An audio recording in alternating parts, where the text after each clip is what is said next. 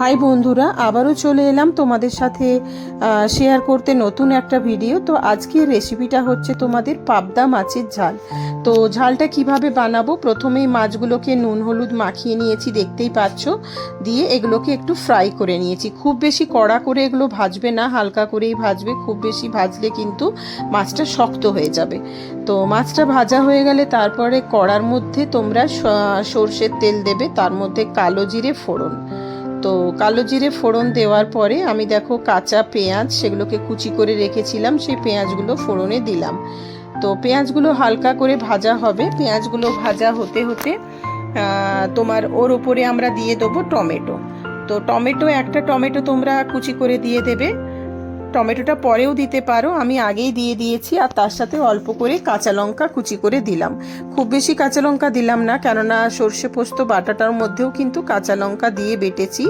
তো পরিমাণ মতো হলুদ দিচ্ছি, যে মানে যেরকম হিসেবে হলুদটা দেওয়া হয়। তো তার সাথে সাথে কাশ্মীরি গুঁড়ো লঙ্কাটাও দিলাম, যাতে একটু রং হয়। আর এই দেখো সর্ষে আর পোস্ত বাটা ছিল, শুধু সর্ষেটা দিলাম না, পোস্ত একটু সাথে দিলে এটা কিন্তু খেতে খুব ভালো হয়। তো খুব বেশি ফোটাবে না, হালকা করে ফোটাবে।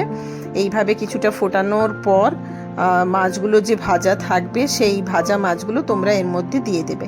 তো দেখো আমিও খুব বেশিক্ষণ ফোটাচ্ছি না, 5 মিনিট মতো এটা তোমরা ফোটাবে সর্ষে পোস্তটা দেওয়ার পরে। তারপরে মাছগুলো তোমরা এর মধ্যে ঢেলে দেবে।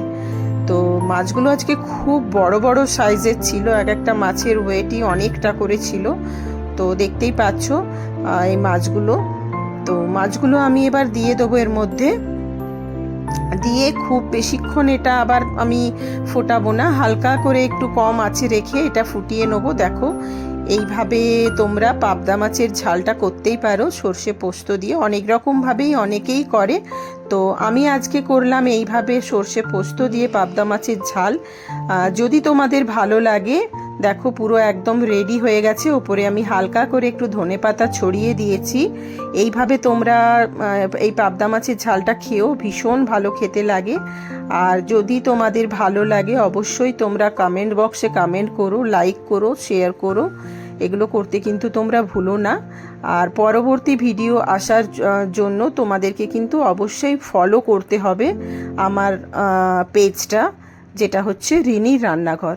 এই পেজটা তোমরা ফলো করলে নিত্য নতুন প্রত্যেক দিন তোমরা ভিডিও দেখতে পাবে। প্রত্যেক দিন একদম বাঙালিয়ানা যে সমস্ত খাবার দাবার আছে, সমস্ত কিছুই তোমরা কিন্তু পেয়ে যাবে।